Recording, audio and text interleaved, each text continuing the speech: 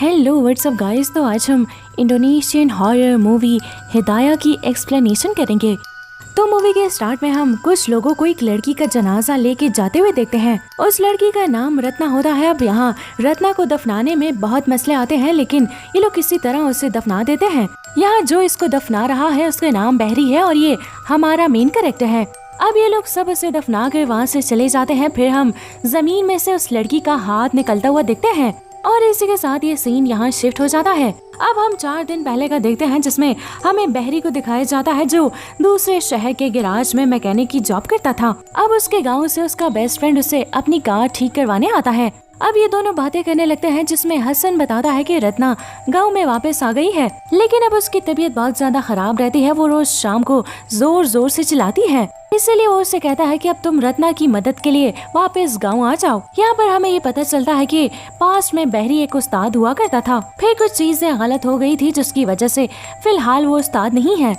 साथ ही साथ वो फ्रॉड के इल्जाम में जेल भी चला गया था, जहाँ से निकलने के बाद उसने अपना गांव छोड़ दिया था और सबसे दूर शहर में रहकर अपना काम करने लग गया था। फिर वो हसन से कहता है कि वो अपने गांव और रत्ना से अपना रिश्ता खत्म कर चुका है, इसलिए वो वापस नहीं आएगा और उससे भी बड़े उस्ताद हैं जो उसकी मदद कर सकते हैं। अब हसन उदास होकर वहाँ से निकलने लगता है। फिर दोस्तों बहरी थोड़ा परेशान रहने लगा था। उसके सोने के बाद हम उसके पास एक डेड बॉडी के गोश्त को देखते हैं और तभी उसकी नींद से आंख खुल जाती है। फिर उसे बाहर से कुछ आवाजें सुनाई देती हैं। जब वो जाके देखता है तो उसे वहाँ रत्ना दिखाई देती है जो चेन से बंधी हुई थी और फिर कोई उसे खींच लेता है।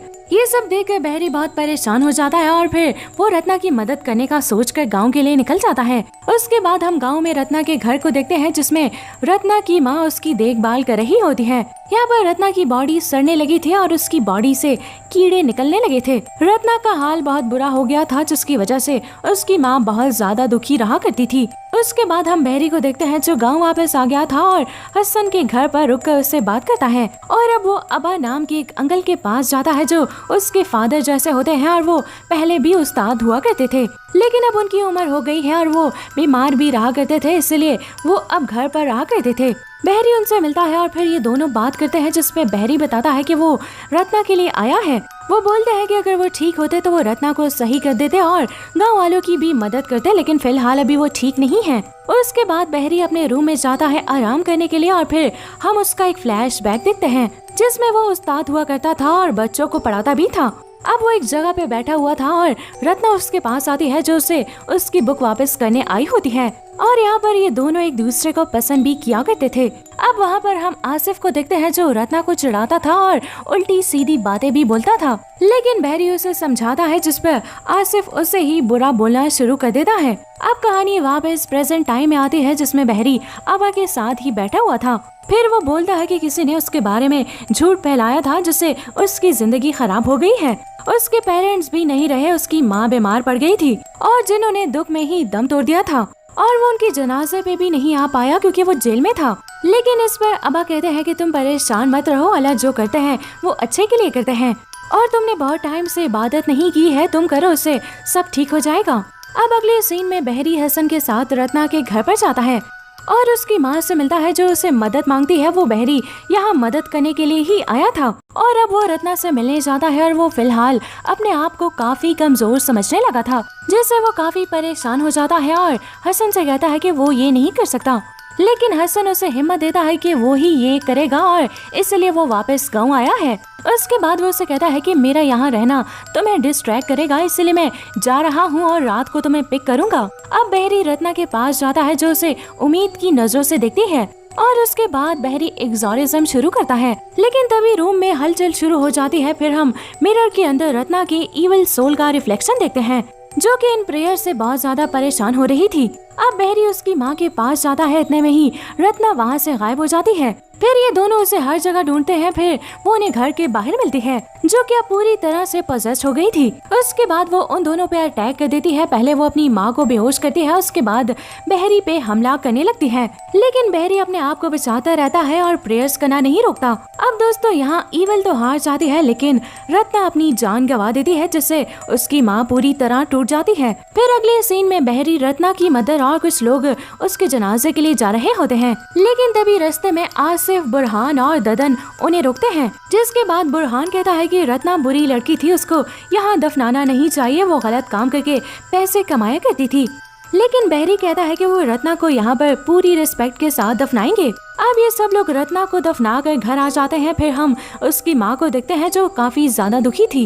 वो रत्ना की शांति के लिए दुआ कर रही होती है। तभी हम रत्ना का हाथ जमीन से बाहर आता देखते हैं। अब घर की तस्वीरें भी नीचे गिर जाती हैं। ये वही सीन था जो हमने मूवी के स्टार्ट में देखा था। अब उसके बाद हम आसिफ और उसकी वाइफ को देख पाते हैं जो प्रेग्नेंट होती है। अब आसिफ किसी काम से बाहर जाता है, तभी उसकी वाइफ पे रत्ना का घोस्ट अटैक कर देता है, जिससे कि उसका बेबी खत्म हो जाता है और वो फिलहाल ठीक नहीं होती और आसिफ काफी परेशान हो जाता है। तभी उसके पास ददन आता है और कहता है कि ये सब बहरी की वजह से हुआ है, जिस पे आसिफ भी यकीन कर लेता है कि बहरी ने ही रत्ना को यहाँ पर दफनाया है और सब कुछ गलत चीजें इसी की वजह से हो रही हैं। अब हसन बहरी से मिलने आता है तो बहरी उससे पूछता है कि आखिर सब ठीक क्यों नहीं हुआ, जिस पे वो कहता है कि शायद रत्ना उसको कुछ बताने की कोशिश कर रही थी।